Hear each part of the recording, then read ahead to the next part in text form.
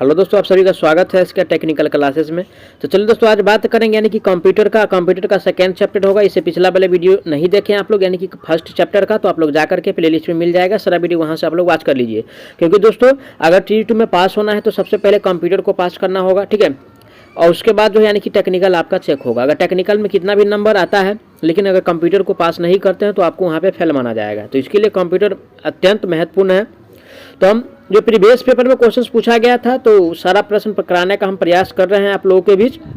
और अगर आप लोग नए हैं तो चैनल को जरूर सब्सक्राइब कीजिएगा और वीडियो को शेयर करना नहीं भूलिएगा। और डिस्क्रिप्शन में एक न्यू चैनल का लिंक है, उसको भी आप लोग जरूर सब्सक्राइब कर लीजिए। तो दोस्तों आज का सबसे पहला प्रश्न दिया हुआ है MFLOPS क्या है, यानी कि MFLOPS जो होता है वो क्या है हमको बताना है। तो चलिए ऑप्शन पढ़ते हैं। ऑप्शन ए में दिया हुआ है, इसका उपयोग CPU की स्थिति को मापने के लिए किया जाता है। ऑप्शन ए में क्या कह रहा है, तो CPU की स्थिति को नहीं मापता है दोस्तों। बी में दिया है, इसका उपयोग समृद्धि पहुंच समय को मापने के लिए, समय भी नहीं मापता है दोस्तों। सी में दिया है, इसका उपयोग CPU की गति को मापने के लिए किया जाता है। तो दोस्तों यानी कि MFLOPS के द्वारा CPU का गति मापा जाता है। ऑप्शन किस में दिया हुआ है, सी में दिया हुआ है। राइट आंसर की बात किया जाए तो ऑप्शन सी सही हो जाएगा। अब चलिए आज का अगला प्रश्न दिया है, एक CPU प्रोग्राम के निष्पादन के दौरान डेटा तक पहुंचने के लिए डैश के साथ सीधे अंतःक्रिया इंटरेक्ट करती है। तो यह यानी कि डायरेक्ट जो यानी कि अंतःक्रिया करता है, यानी कि सीधे जो अंतःक्रिया करता है यानी कि रैम करता है। क्या करता है, यानी कि रैम जो है यानी कि सीधे अंतःक्रिया करता है। तो रैम ऑप्शन किस में दिया हुआ है, ऑप्शन नंबर ए में दिया हुआ है। राइट आंसर की बात किया जाए तो ऑप्शन नंबर ए सही हो जाएगा। अब चलिए आज का अगला प्रश्न दिया है, एकीकृत परिपथ के संबंध में VLSI का पूर्ण रूप क्या है। किसका पूछ रहा है दोस्तों, यानी कि VLSI का पूछ रहा है, ठीक है। तो दोस्तों यानी कि VLSI का जो फुल फॉर्म होता है यानी कि वेरी लार्ज स्केल इंटीग्रेशन होता है। क्या होता है, वेरी लार्ज, ठीक है, वेरी लार्ज स्केल इंटीग्रेशन, ठीक है, स्केल इंटीग्रेशन होता है। ऑप्शन नंबर किस में दिया है, यानी कि स्केल इंटीग्रेशन। तो चलिए ऑप्शन पढ़ते हैं। ऑप्शन ए में दिया है, ऑप्शन ए में दिया है दोस्तों यानी कि वेरी लार्ज स्केल इंटीग्रेशन। तो ऑप्शन ए ही में दिया हुआ है, क्या दिया हुआ है, इंटीग्रेशन, ठीक है, वेरिड दिया है। देखिए दोस्तों ऑप्शन ए में क्या कह रहा है, वेरिड कह रहा है, वेरी होता है, वेरी होता है, ठीक है। तो वेरिड नहीं मानना है। बी में है वेरी लार्ज स्केल इंटरफेशन नहीं होता है। सी में है वेरी लार्ज स्केल इंटीग्रेशन। तो ऑप्शन नंबर सी में दिया हुआ है वेरी लार्ज, ठीक है। यहाँ पे जो दिया था यानी कि डॉ दिया हुआ है लास्ट में, ठीक है, वेरिड हो जाएगा। तो ये तो नहीं होगा, तो ऑप्शन नंबर जो होगा दोस्तों यानी कि सी सही हो जाएगा, ठीक है। ध्यान से क्वेश्चन पढ़िएगा। अब चलिए आज का अगला प्रश्न दिया, हम कंप्यूटर की गति को माइक्रो सेकेंड में व्यक्त करते हैं, निम्नलिखित में से माइक्रो सेकेंड के बराबर है। तो दोस्तों यानी कि माइक्रो सेकेंड के बराबर होता है यानी कि 10 के पावर 6 होता है, ठीक है। 1 माइक्रो सेकेंड इक्वल टू 10 के पावर 6 होता है। ऑप्शन किस में दिया हुआ है, ऑप्शन नंबर सी में दिया हुआ है। राइट आंसर की बात किया जाए तो ऑप्शन नंबर सी सही हो जाएगा। कौन सा, ऑप्शन नंबर यानी कि सी सही हो जाएगा।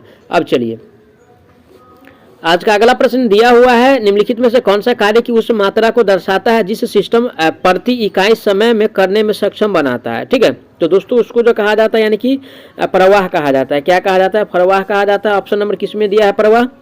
ऑप्शन नंबर यानी कि सी में दिया हुआ है। राइट आंसर जो होगा सी सही हो जाएगा। अब चलिए आज का अगला प्रश्न दिया हुआ है, निम्नलिखित आकार के अनुसार आरोही क्रम में व्यक्त करना है। तो चलिए ऑप्शन ए में दिया है TFLO, ठीक है।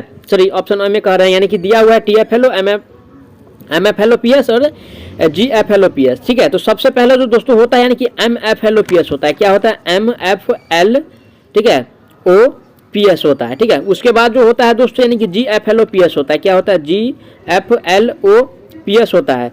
और उसके बाद जो आता है दोस्तों यानी कि TFLOPS होता है। क्या होता है, TFLOPS। ऑप्शन किस में दिया हुआ है ऐसा, ऑप्शन ए में पहले यानी कि MFL होना चाहिए, नहीं है। बी में पहले यानी कि MFL होना चाहिए, इसमें भी नहीं है। सी में पहले MFL है, उसके बाद GFL होना चाहिए, लेकिन TFL तो ये गलत हो गया। और डी में जो दिया हुआ है दोस्तों MFLOPS, GFLOPS, TFLOPS। तो राइट आंसर जो दिया हुआ है यानी कि डी में दिया है, ठीक है। तो करेक्ट आंसर की बात किया जाए तो ऑप्शन नंबर इसका यानी कि डी सही हो जाएगा। कौन सा, ऑप्शन नंबर डी सही हो जाएगा। अब चलिए आज का अगला प्रश्न दिया, निम्नलिखित में से कौन सा कथन सेंट्रल प्रोसेसिंग यूनिट CPU के संदर्भ में सत्य है, यानी कि CPU के संदर्भ में जो सत्य है वो हमको बताना है। तो चलिए ऑप्शन पढ़ते हैं। ऑप्शन ए में दिया हुआ है, CPU को माइक्रो प्रोसेसर के रूप में भी जाना जाता है। तो नहीं दोस्तों ऐसा नहीं है। बी में दिया है, CPU संग्रहित प्रोग्राम निर्देशों को निष्पादित करता है, ऐसा नहीं करता है। सी में दिया यानी कि कर्नेल CPU का कोर होता है, तो एकदम होता है कर्नेल CPU का कोर। तो राइट आंसर की बात किया जाए ऑप्शन नंबर यानी कि सी सही हो जाएगा। कौन सा, ऑप्शन सी हो जाएगा। अब चलिए अगला प्रश्न है, निम्नलिखित में से कौन सी संग्रहण इकाई CPU को यानी कि अभिअंग है, यानी कि CPU का जो अभिअंग है क्या है वो हमको बताना है। तो दोस्तों यानी कि CPU का जो अभिअंग होता है यानी कि रजिस्टर होता है। क्या होता है, रजिस्टर होता है। ऑप्शन किस में दिया है, रजिस्टर।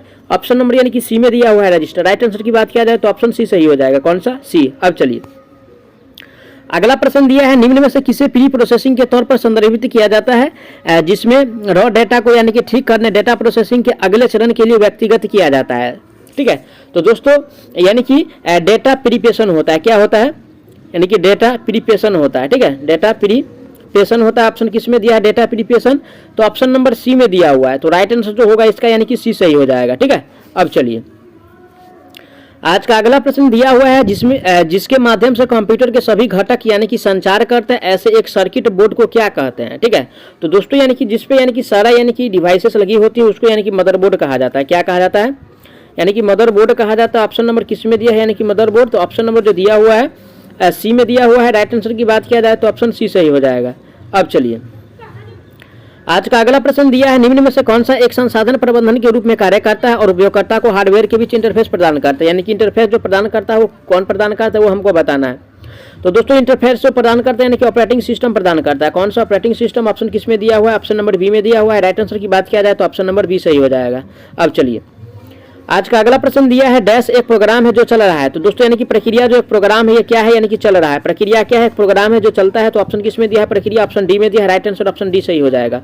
अब चलिए अगला प्रश्न दिया, निम्नलिखित में से कौन सा विकल्प सीपीयू के मुख्य घटकों को संदर्भित करता है। ठीक है, तो दोस्तों सबसे पहले यानी कि एएलयू, ठीक है, एएलयू, सीयू और रजिस्टर। ऑप्शन किस में दिया है, ऑप्शन ए में सीयू रोम रजिस्टर ये गलत है, बी में एएलयू सीयू और रैम गलत है, सी में हार्ड डिस्क एएलयू सीयू ये भी गलत है। राइट आंसर जो होगा दोस्तों यानी कि एएलयू सीयू रजिस्टर जो दिया है ऑप्शन नंबर डी में दिया है। करेक्ट आंसर की बात किया जाए तो ऑप्शन नंबर डी सही हो जाएगा। कौन सा, ऑप्शन नंबर डी सही हो जाएगा। अब चलिए आज का अगला प्रश्न पे बात करते हैं। आज का अगला प्रश्न दिया हुआ है, एएलयू निम्नलिखित का पार्ट है। ठीक है, यानी कि एएलयू जो है किसका पार्ट है वो हमको बताना है। ठीक है, कौन सा, एएलयू।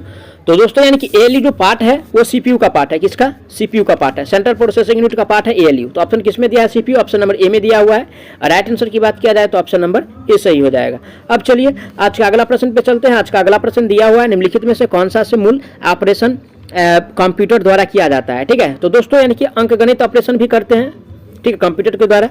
उसके बाद तार्किक ऑपरेशन भी किया जाता है, सी में संचय और पुनर्प्राप्ति भी किया जाता है। तो इनमें से यानी कि सारा इसके द्वारा यानी कि किया जाता है। तो राइट आंसर जो होगा दोस्तों ऑप्शन डी सही हो जाएगा। अब चलिए आज का अगला प्रश्न पे चलते हैं। आज का अगला प्रश्न दिया हुआ है, यदि आप अपने पीसी की कार्यक्षमता को बेहतर करना चाहते हैं तो आपको निम्नलिखित को अपग्रेड करना होगा। यानी कि किसको अपग्रेड करना होगा वो बताना है। तो दोस्तों अगर पीसी को क्षमता को बढ़ाना है तो सीपीयू को अपग्रेड करना होगा। किसको, सीपीयू को, यानी कि सेंट्रल प्रोसेसिंग यूनिट को अप टू ग्रेड करना होगा। ऑप्शन किस में दिया हुआ है, ऑप्शन नंबर ए में दिया है सीपीयू। तो राइट आंसर जो होगा दोस्तों ऑप्शन ए सही हो जाएगा।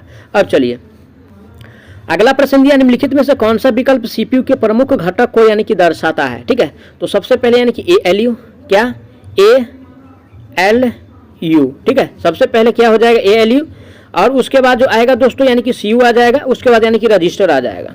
ठीक है, ऑप्शन किस में दिया हुआ है ऐसा, ऑप्शन ए में है सीयू रोम रजिस्टर ये गलत है, बी में एएलयू सीयू रैम ये भी गलत है, सी में एएलयू सीयू रजिस्टर। तो राइट आंसर जो दिया है ऑप्शन नंबर सी में दिया है। करेक्ट आंसर की बात किया जाए तो ऑप्शन नंबर सी सही हो जाएगा। कौन सा, बेस्ट आंसर इज सी।